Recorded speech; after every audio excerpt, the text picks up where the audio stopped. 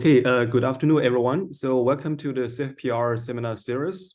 So our today's seminar is very special because we're going to have two young and emerging demographers in Singapore to give three interesting presentations. So before we get started, let me briefly introduce our two speakers today. Our first speaker is Jolene Tan. She is a PhD candidate in the School of Demography at the Australian National University. Her research focuses on family formation, gender relations, and policies addressing work-family challenges. Her research has been published in many journals, such as Chinese Sociological Review, Demographic Research, and so on. Our second speaker is Jeremy Lim-Son. Jeremy is currently a research fellow with the Center for Aging Research and Education at Duke NUS Medical School. His research seeks to understand within-family differences in intergenerational exchanges such as grandparenting and caregiving, especially in East Asian societies. Jeremy's research has been published in many top journals, such as Journal of Marriage and Family, Journal of Family Issues, and Journal of Gerontology. So, so now let's welcome our first speaker, Jolene Tan, and please share your slides. Yeah.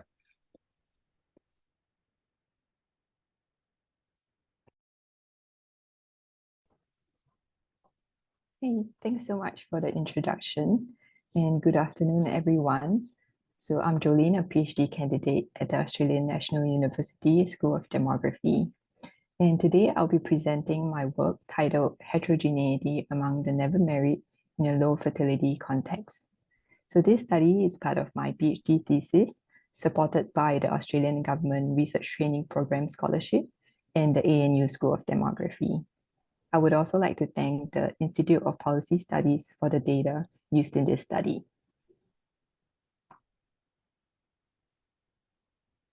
So to provide some brief context, marriage rates are declining in most high-income countries, and this figure displays the crude marriage rates for OECD countries across 4 selected years. So the past indicators, represented by the triangles, diamonds, and the crosses, consistently appear above the bars, indicating a decline in marriage over the years.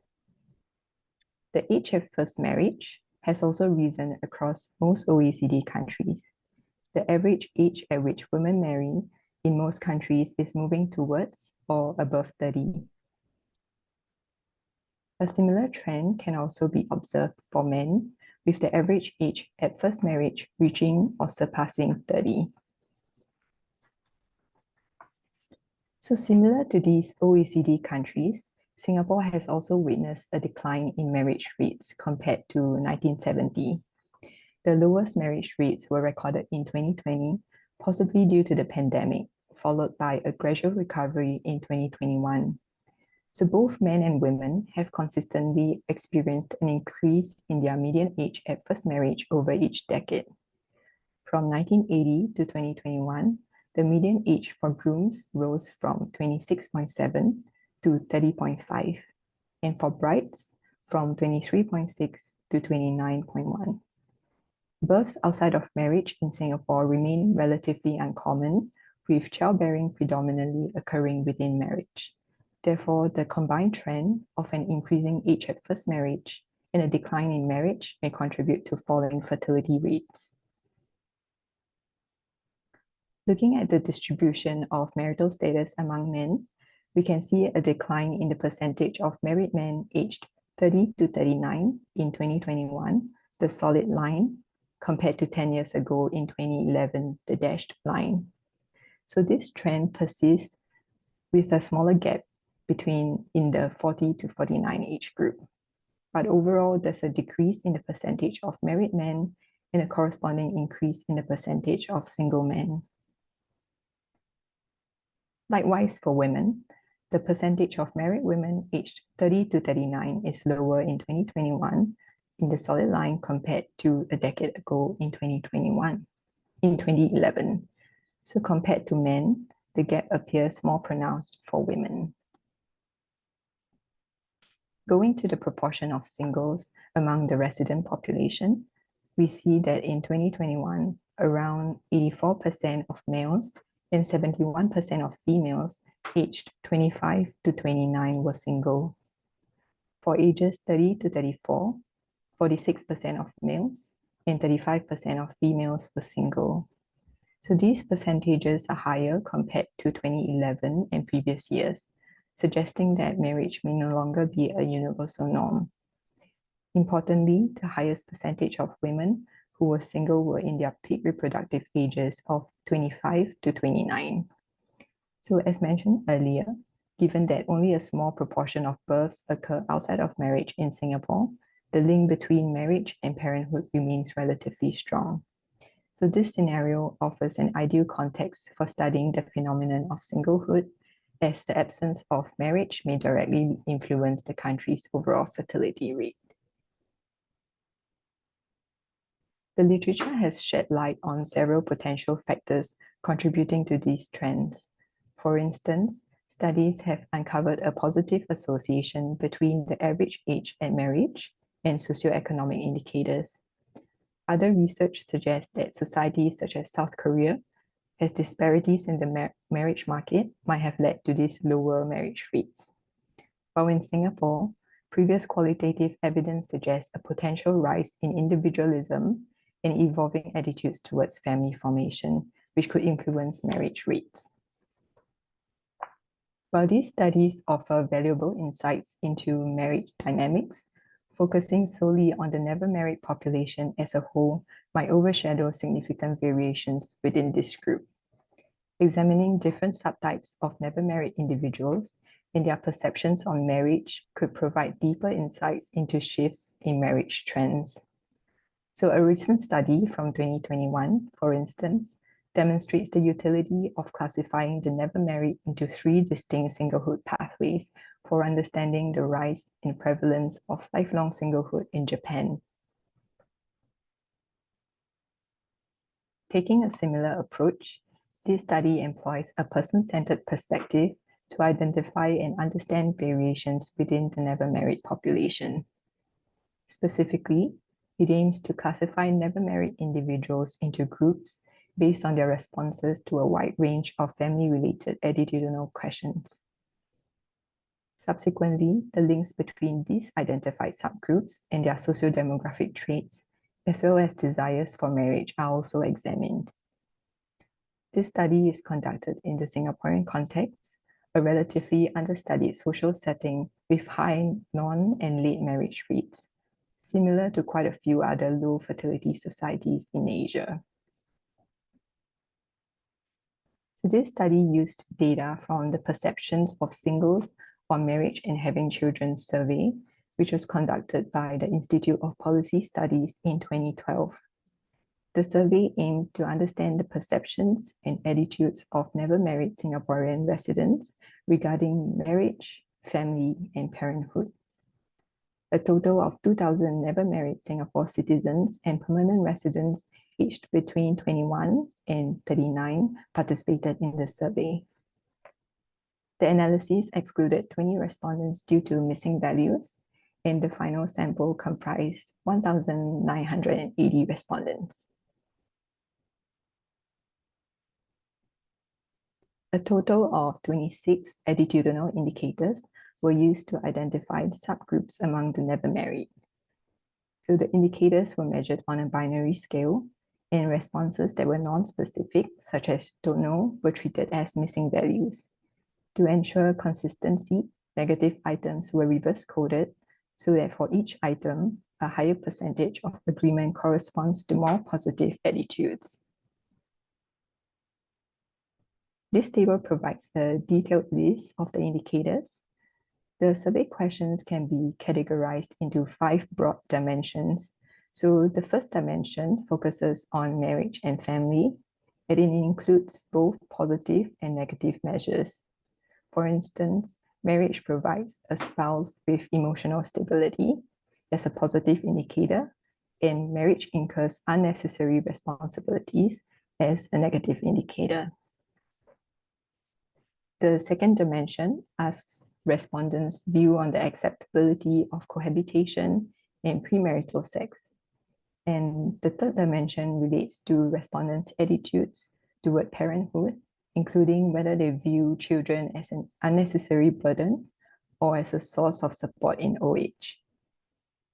The fourth dimension is gaining increasing relevance in society today, and it measures attitudes toward work-family roles. This dimension includes indicators that ask whether marriage will hinder education and career pursuits.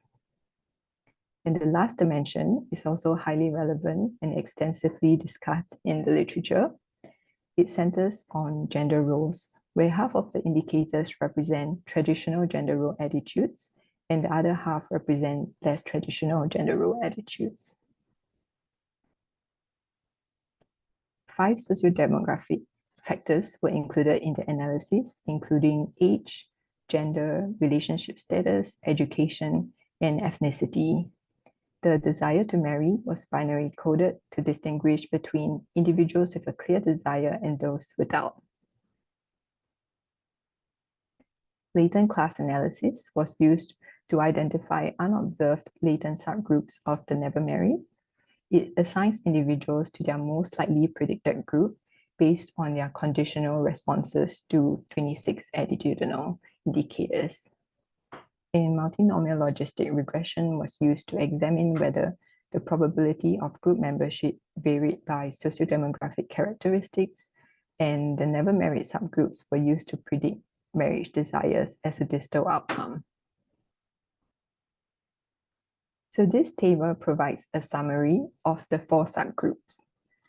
In brief, they can be summarized as a spectrum ranging from more traditional views toward the family to more liberal views regarding the family. So never married individuals in the largest group are the family conservatives. They are more likely to hold positive attitudes towards marriage and parenthood, while being less supportive of cohabiting relationships and premarital sex. They view work and family roles as compatible and maintain relatively traditional attitudes regarding gender roles in both family and workplace settings. The second group is labeled the conflicted conservatives. They hold attitudes that are quite similar to the first group, but they perceive a high level of incompatibility between work demands and family life. They view the multiple roles of being a marriage partner, parent, and worker as conflicting with one another. And the third group is labeled the family progressives. They hold less favorable views about marriage and parenthood, but they do not believe that life would be incomplete without marriage or children. They're generally accepting of cohabitation, premarital sex, and births outside of marriage. This group does not perceive the multiple roles and shared responsibilities in the work and family domains as incompatible. They are also more likely to support more egalitarian gender roles. Lastly, the smallest group, known as the family skeptics, hold attitudes that are similar to the third group, but leans more liberal. Their life orientations do not necessarily include marriage, as they do not believe that their lives would be incomplete without marriage or children. Instead, they view marriage and parenthood as incompatible with their individual pursuits. This group sees marriage as a personal choice rather than an obligatory part of life.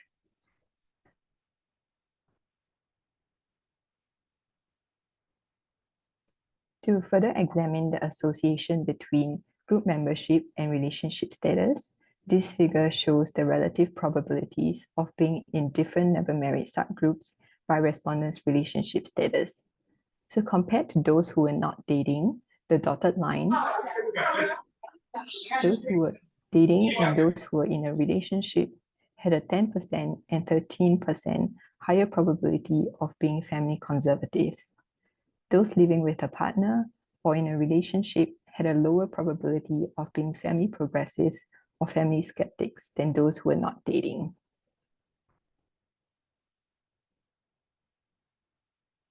Next, to explain the association between group membership and sex, this figure shows the relative probabilities of being in different never married subgroups by sex. Compared to men, the dotted line, women had a 12% higher probability of being family skeptics and an 11% lower probability of being family conservatives. Lastly, this figure shows each subgroup's conditional probabilities of marriage desires controlling for sociodemographic factors. There was a significant association between the never married subgroups and marriage desires.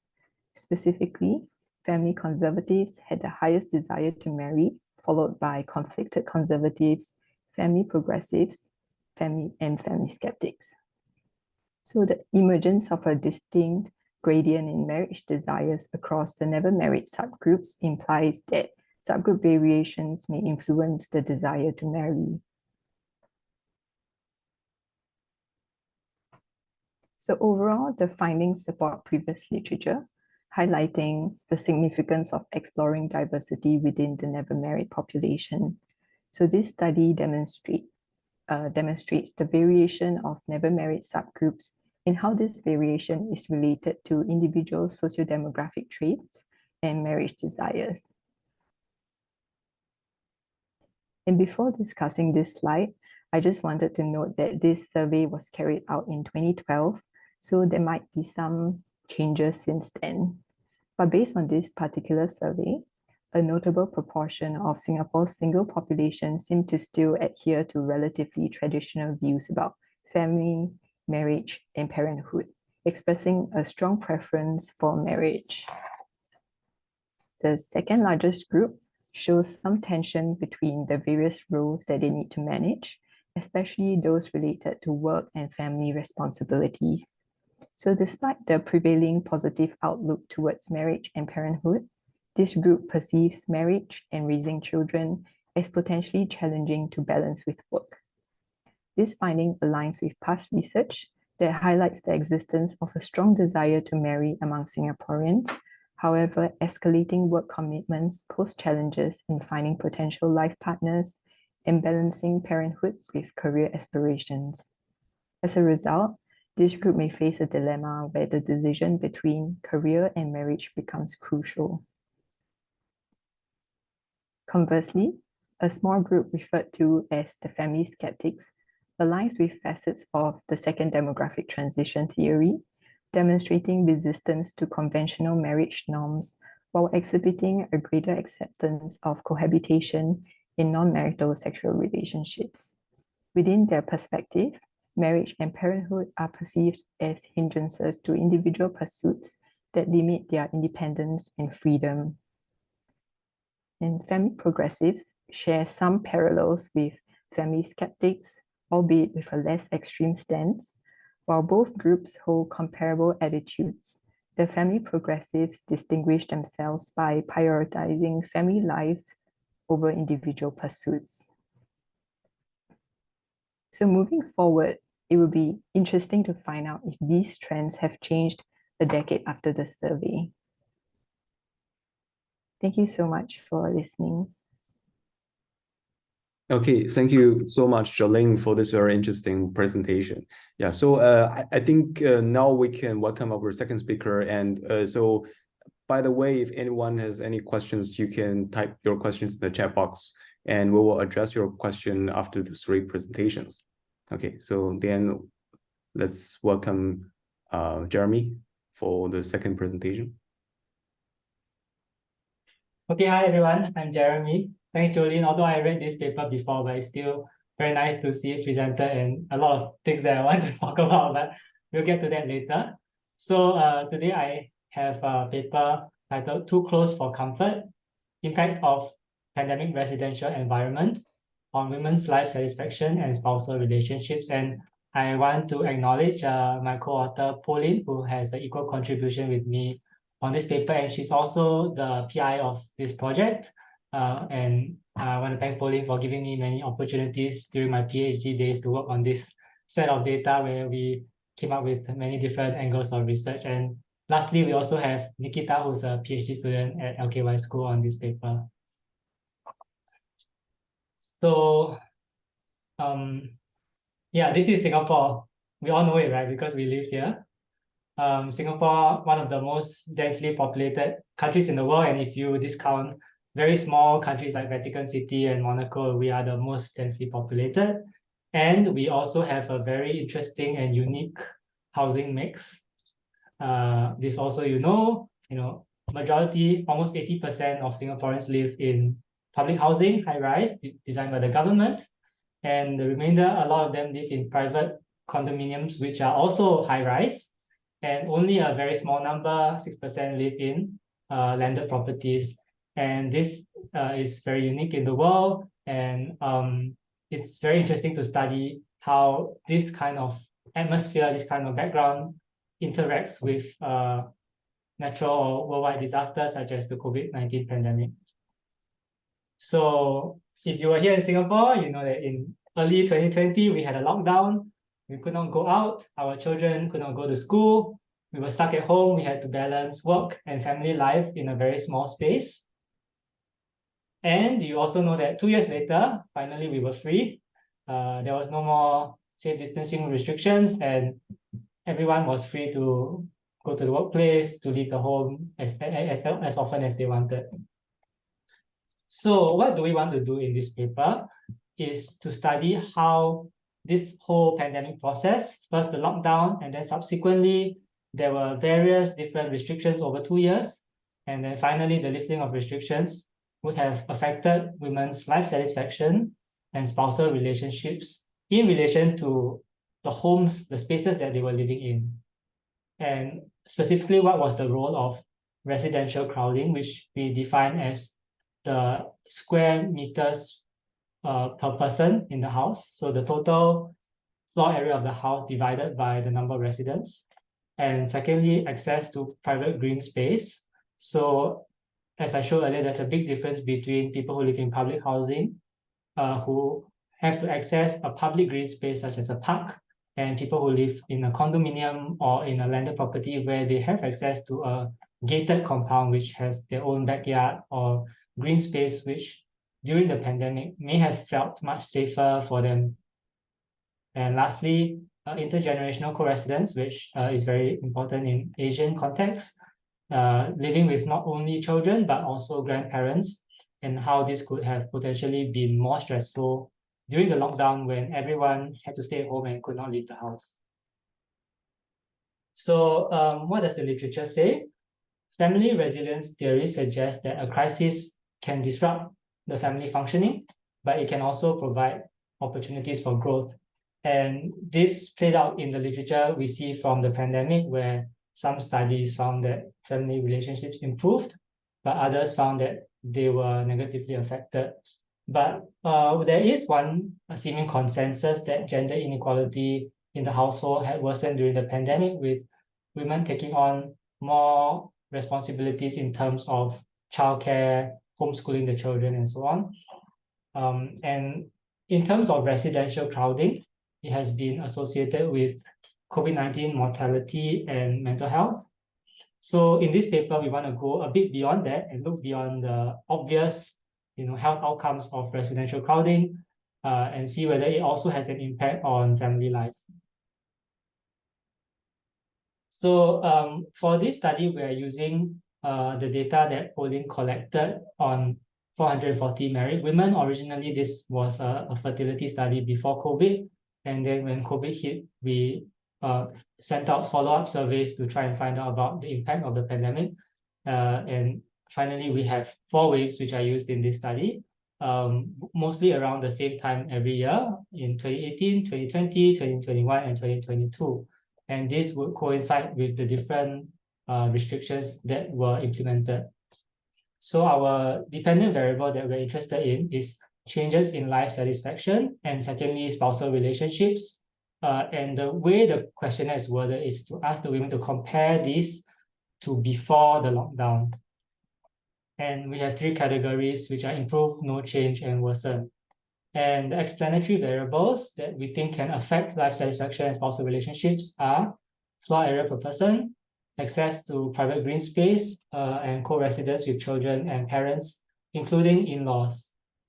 And we control for age, education, ethnicity, years married, and couple income. The last is the most important because obviously, living in a private property would be associated with having a higher income. And that's why we want to control for income to try to better understand the effects of the space itself and not on the families, not the effects of the family's socioeconomic status.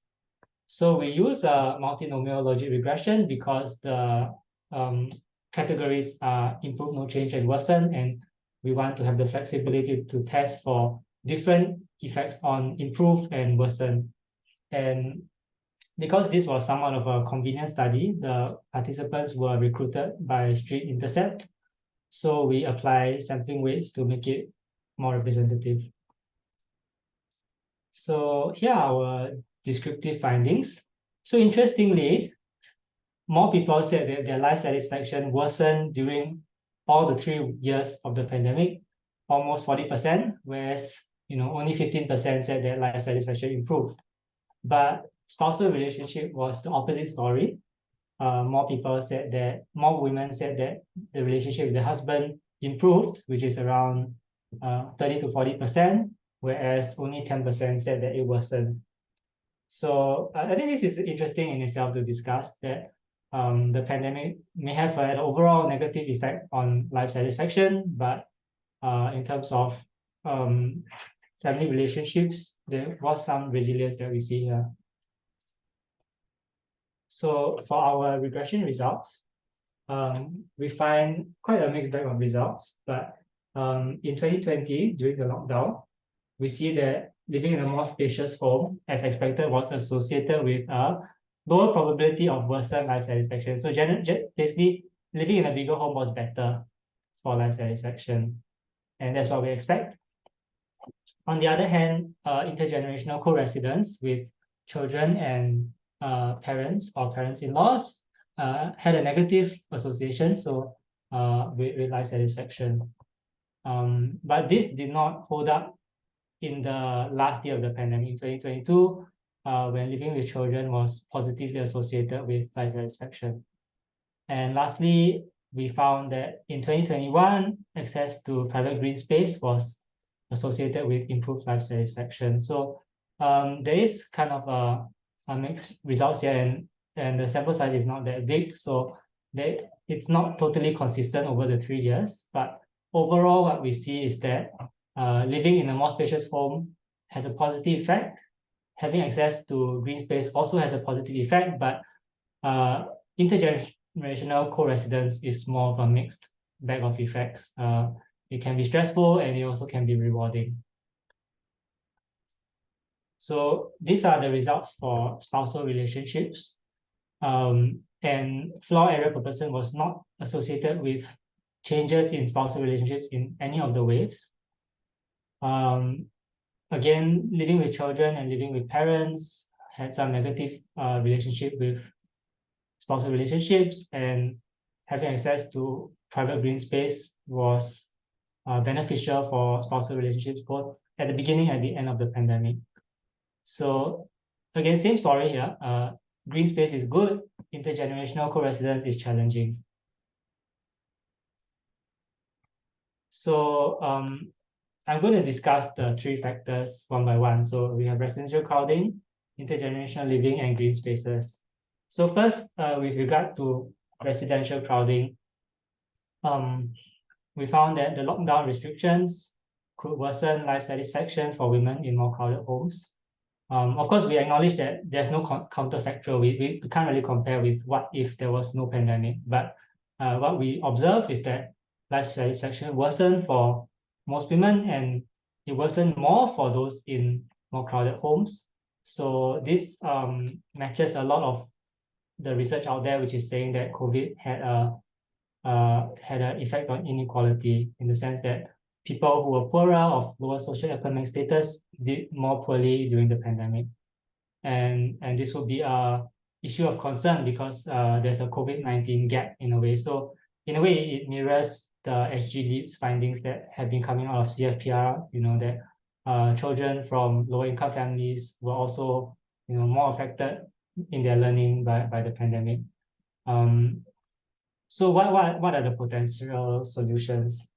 One thing that is on the rise is, at least interest in co-working spaces is on the rise. And I think there is some potential for co-working spaces to alleviate tension in the home, work-family tension, because when you have a very small space, you can escape by going to a co-working space, and then you can have some time to focus on work. But we must also acknowledge that this is not a perfect solution, because during the pandemic, families also had to juggle supervising their children. And if you go to a co-working space, obviously, you will not be able to supervise your children at the same time. And we don't want to recommend overly focus on co-working spaces, which could lead to another generation of latchkey children. So it seems that the parenting in the future is definitely going to involve some sort of juggling of work and family in these spaces, and that's why it's important to have more and larger public housing flats wherever feasible.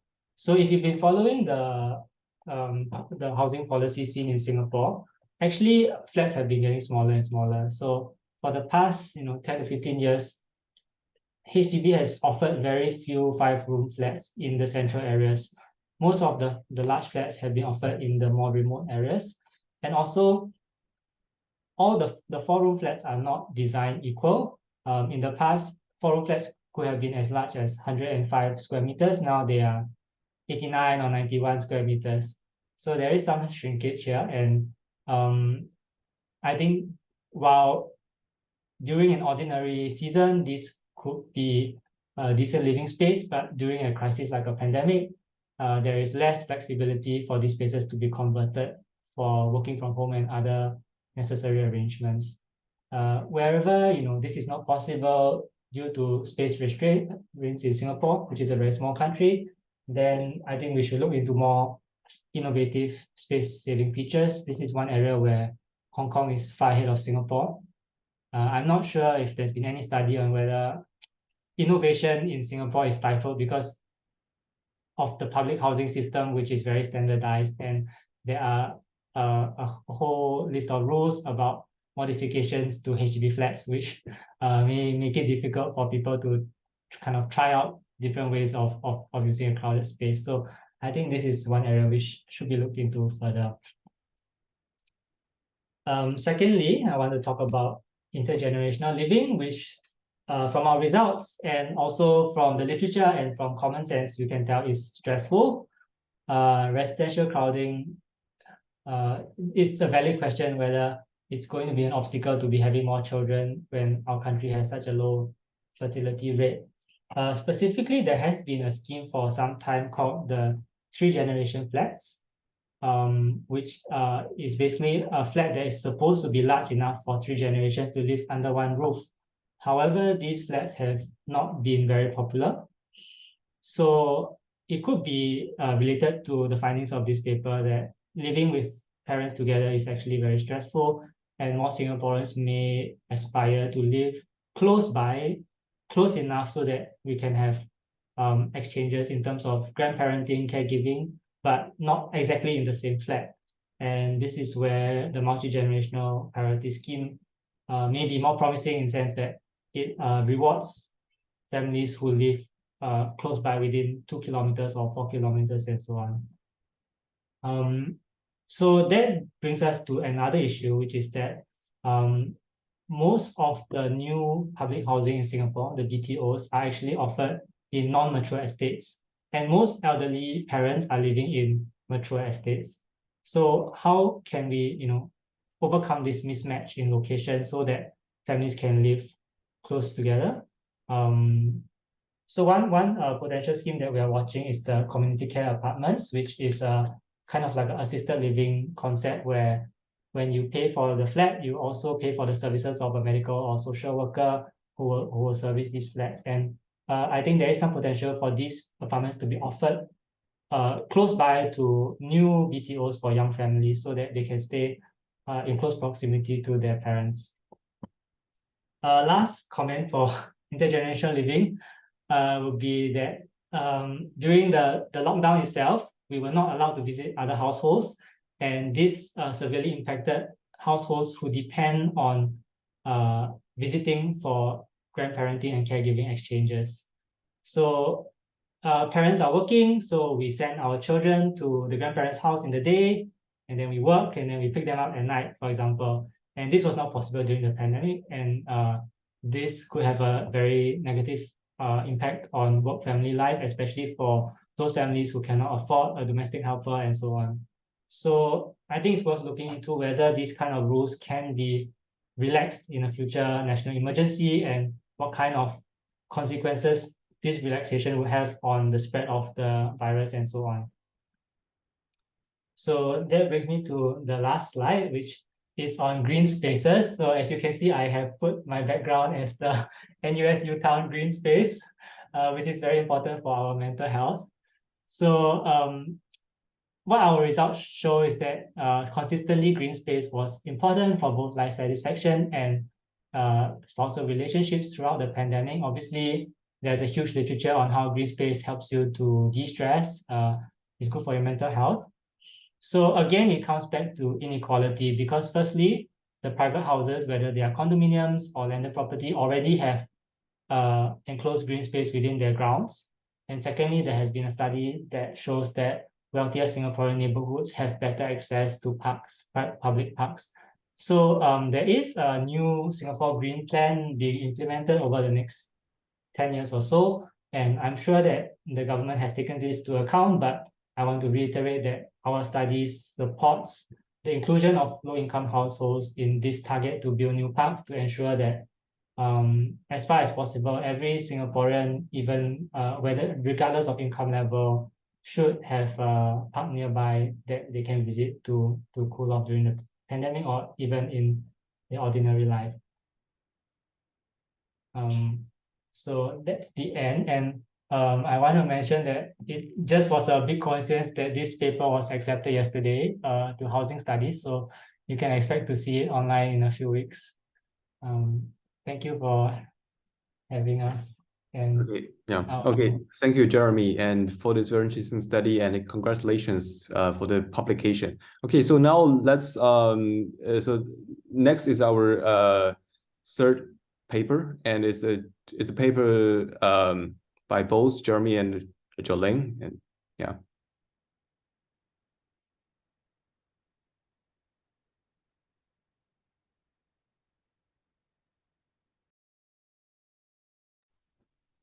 Thank you.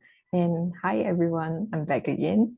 And now I'll be presenting our joint work, Working from Home, Longitudinal Evidence on Women's Work-Life Balance, Productivity, and Workspace Relationship. So this is a joint project with Jeremy and Pauline, and I want to thank them for collecting the data. And we wanted to mention that this is very much a work in progress, and we are seeking feedback to further refine and improve our research. So COVID-19 has led to a global shift towards working from home. And in response to the pandemic, many organizations has transitioned to remote work to ensure employee safety and business continuity. However, we are also now witnessing a gradual shift back to the traditional office workplace. On the one hand, the government encourages companies to sustain and promote flexible work arrangements as a permanent feature of the workplace. On the other hand, employers may view in-person collaboration and maintaining a sense of workplace culture as important. So working from home presents both challenges and opportunities, and the benefits include more flexibility and control over work schedules, reduced commute times, potential cost savings, increased productivity, and improved work-life balance. However, the challenges include isolation and loneliness, a lack of collaboration, potential negative impacts on workplace relationships, monitoring and productivity concerns, as well as blurred work-life boundaries. So previous literature on the effects of working from home on work-life balance, productivity, and workplace relationships is mixed. Some studies suggest greater productivity and work-life balance, while others indicate weakened work-life boundaries and interpersonal relationships. So it's important to note that pre-COVID evidence may feature a selection effect of workers or workplaces most suited to working from home. So specifically, some studies have found a positive association between working from home and work-life balance, whereas other studies suggest a negative or non-significant association. Working from home may also lead to increased productivity due to reduced office distractions, though challenges tied to motivation and focus can arise in remote work environments. In terms of workplace relationships, the mere exposure effect suggests that reduced exposure to co-workers may negatively impact relationships. Conversely, the adoption of new communication methods can stimulate and enhance workplace relationships. So in an ever-changing work landscape, understanding these dynamics becomes crucial for both organizations and employees. To do so, our study has 3 research questions. First, how does women's work-life balance improve when they work from home? Second, how do women perceive their productivity when working from home? And lastly, is working from home associated with changes in perceptions of workplace relationships? To answer these questions, we use longitudinal data from 2018, 2021, and 22 in Singapore, covering periods before, during, and after the height of the COVID-19 restrictions. Female respondents in Singapore who meet the following exclusion criteria were recruited.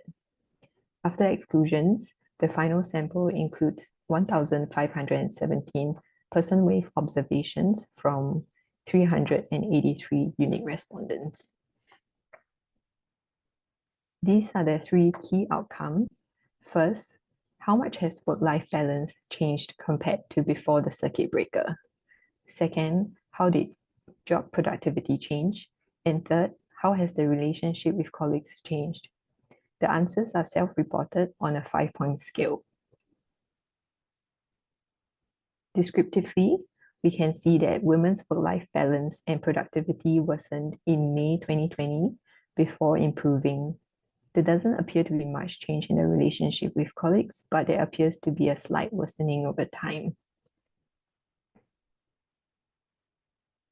So we use 3 separate mixed effect models to estimate the effects of working from home on work-life balance, productivity, and workplace relationships.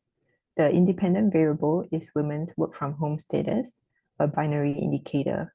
And other predictors include age, income, work hours, change in marital status, ethnicity, education, years married, and survey period.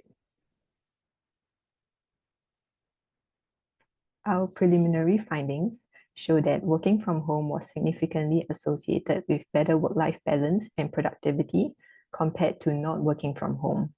However, working from home was also significantly associated with less positive relationships with colleagues. So these preliminary results suggest that working from home may facilitate improved work-life balance and increase productivity. However, a potential downside is that women may experience a weakening of workplace relationships. As organizations continue to debate and implement hybrid work arrangements, it becomes increasingly important to understand these different dynamics. So as for our future steps, we are considering exploring the factors that explain worsened relationships when working from home, such as the type of occupation or specific work-related variables. So any suggestions, feedback, or comments are welcome. Thank you. Okay, thank you very much, Jolene. Okay, so now we have finished all the 3 presentations, and now we come to the Q&A session. Firstly, some of our respondents have raised some issue to Jolene's first presentation, and they all focus on, for example, age variation, SES variation, and also to what extent the decision to stay single is influenced by the cost of parenthood. Yeah, so there are basically 4 comments, but they are to some extent related, and Jolene, can you please address them? Yeah.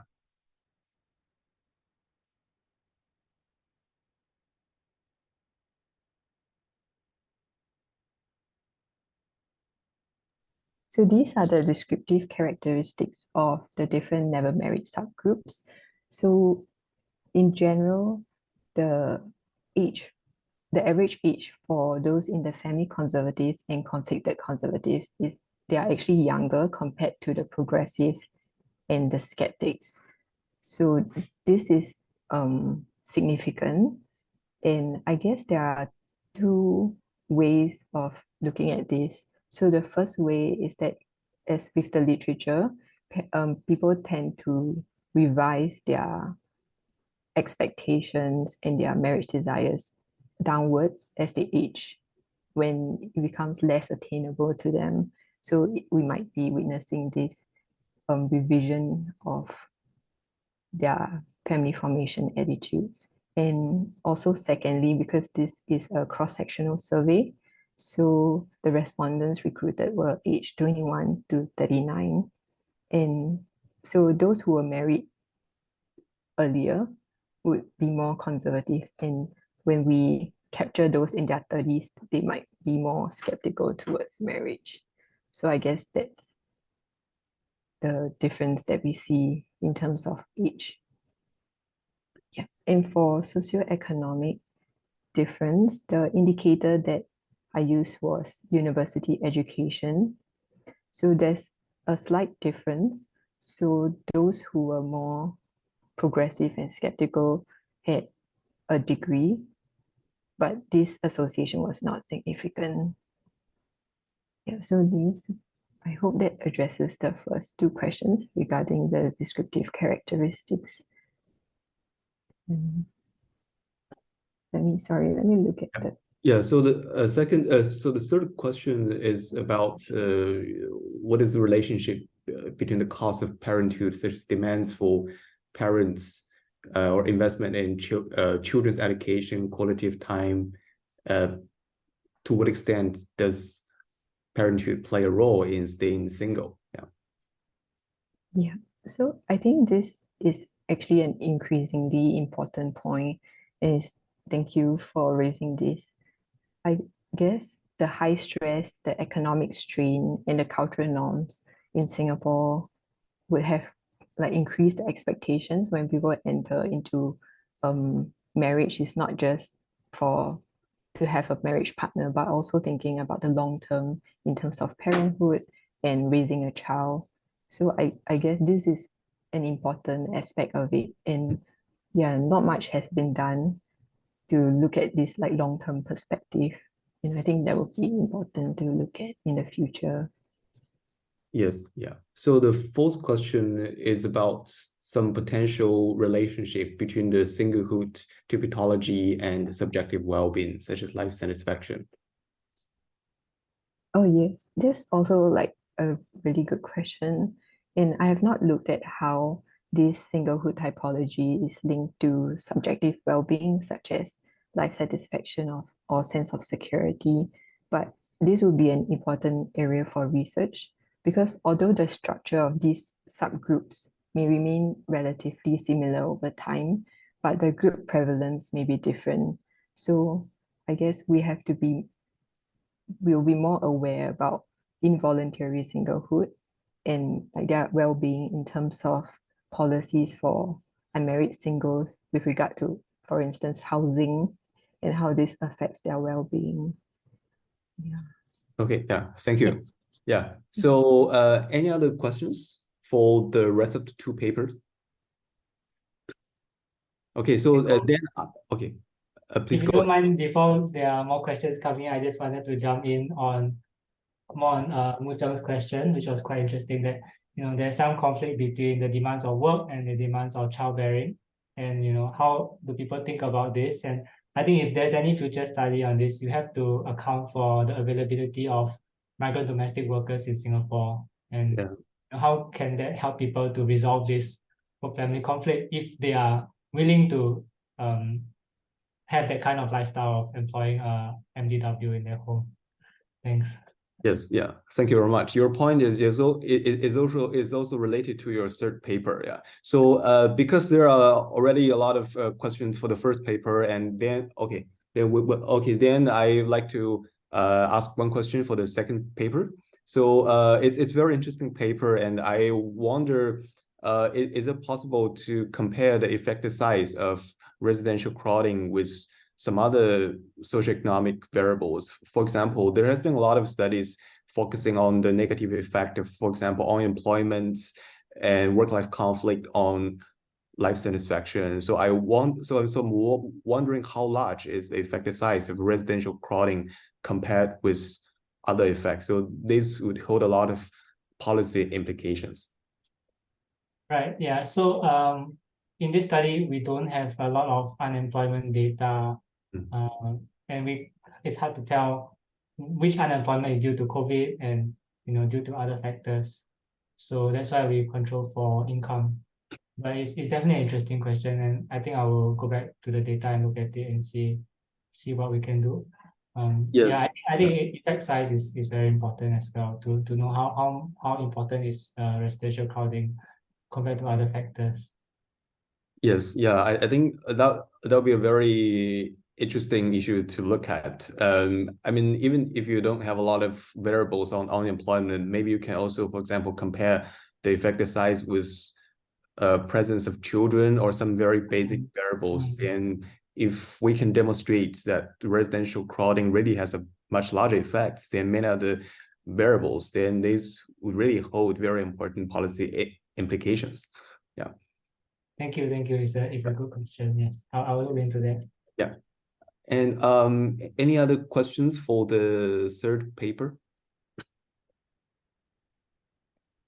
Yeah. So okay, then I just read some of my comments and questions for the third paper. Actually, because the third paper is much is quite brief compared with the first two papers, and I have some clarification questions.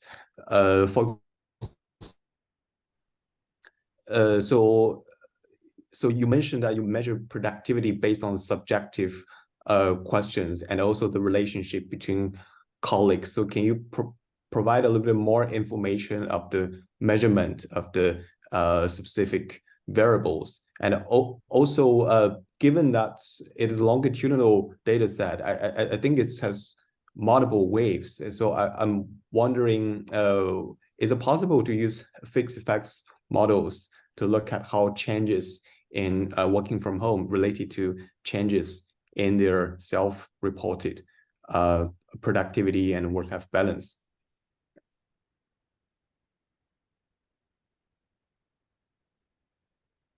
Luli, do you want to share the slide on the measures first?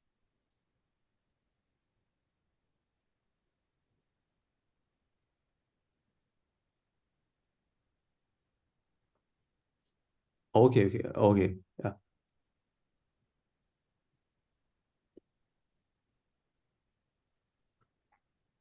Okay, yeah, thank you. Yeah, so yeah, thank you. Yeah, so okay, so it's on 5-point scale. Okay, thank you. Yeah, I may have missed this slide here. Yeah, so I think a lot of the questions in this survey were about in relation to before the lockdown and asking people how things have changed, like retrospectively. Okay, yeah. So on hindsight, because we ran many waves of data, but we keep asking them in relation to before the lockdown, but the lockdown is getting further and further in the past, so it's a bit challenging to use. But if we had predicted COVID and we knew that this was going to happen, maybe we would have just asked them, rate from a scale of 1 to 5, your life satisfaction being poor, good, very good, and so on, or use a more validated scale. This was kind of a limitation that we had. Yeah. So yeah, with regard to your second question, so about whether using fixed effects. So in this paper, we are using a mixed effects model, which is similar to fixed effects, except that we also capture some of the time invariant characteristics. So anyway, the main reason for using either fixed effects or mixed effects is that we are looking at within person changes, because people were going through many work from home changes. I mean, at the beginning, they are working in the office, and then they transition to working from home, and then they may transition back to working in the office. So because we can observe this within person variation, then it's good to use a fixed effects model to capture the effect on their outcomes. Whereas for the second paper, which is on housing, not many people moved house. So we could not use a panel model in that sense. It's more of a cross-sectional model. Yes. Okay. Yeah. Thank you very much. Yeah, and there is another question raised by Muzheng. So she noticed that there are no of children and children's characteristics included. She is curious about this decision and how the links may differ across children's status. So for the number of children, about 75% of the women have children. And we also coded this variable to look at how having a child that's aged below 7 might affect work-life balance. And so we did some preliminary interactions, and it does seem like those with younger children will have lower productivity when they work from home. But I think we might need to explore that further. Yeah. Thank you, Muzheng. Yeah, it's a really good point. So I think our hypothesis was similar to you, that if you have children below 7 and you are working from home, then there could be some interaction effect, and we were trying to test for this interaction effect. But I think so far it wasn't crossing significance, so we weren't able to discuss it yet. So we're still trying to try different interaction models. Yeah. Okay. And Pook also raised one question for the third study. Did you try to interview respondents' partners too? No money. Okay. Yeah. And there's one question by Winston. Is the decline in workplace relationship due to increased productivity, capitalistic accumulation, compromises, social ties? That's a very interesting viewpoint. I didn't think of that.